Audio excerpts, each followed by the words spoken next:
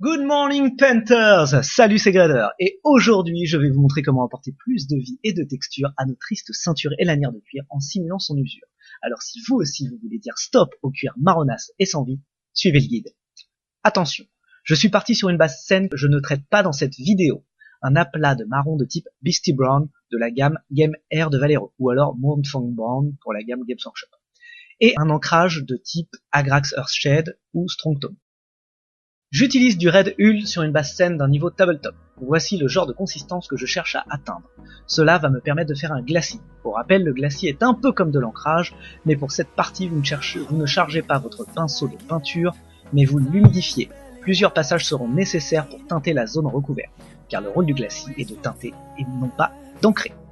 Ainsi, comme vous pouvez le voir, je cherche à teinter la partie centrale de la lanière pour lui donner une teinte plus rouge et plus riche qui apportera plus de profondeur à votre cuir.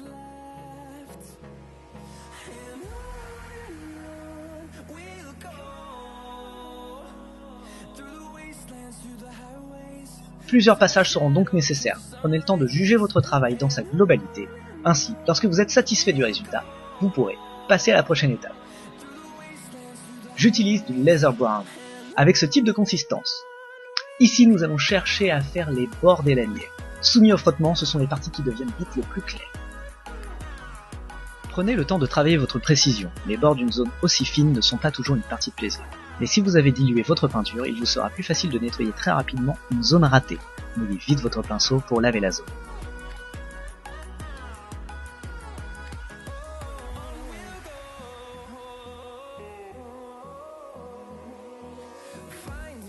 Une fois le résultat escompté atteint, j'enchaîne avec du kaki.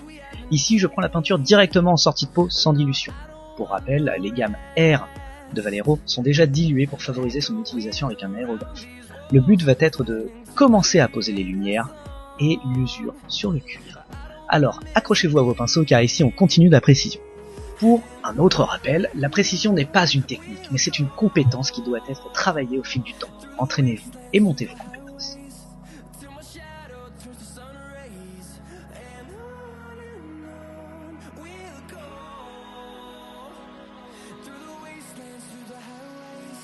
Je pose donc la lumière sur les bords des lanières, sur une zone plus fine que précédemment.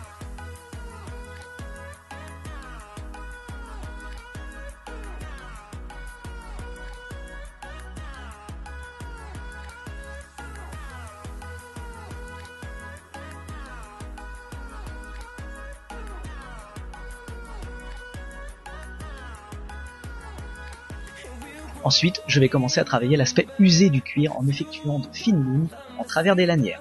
Ça va commencer à créer l'aspect craquelé du vieux cuir usé.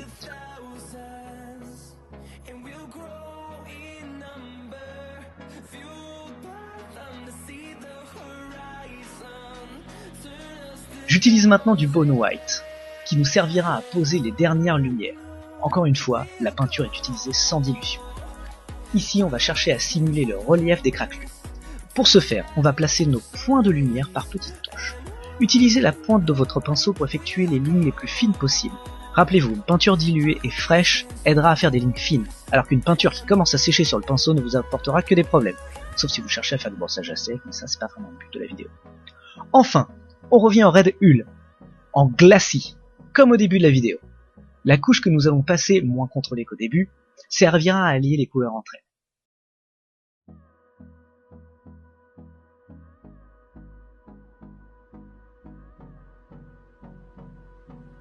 Et voilà comment je traite le cuir usé. J'espère que cette vidéo vous aura intéressé et motivé. N'hésitez pas à liker la vidéo, vous abonner, mais également à commenter. Je serais curieux de connaître vos recettes pour le cuir usé. Et peut-être pourquoi pas en faire une vidéo. Allez, à bientôt et restez créatifs.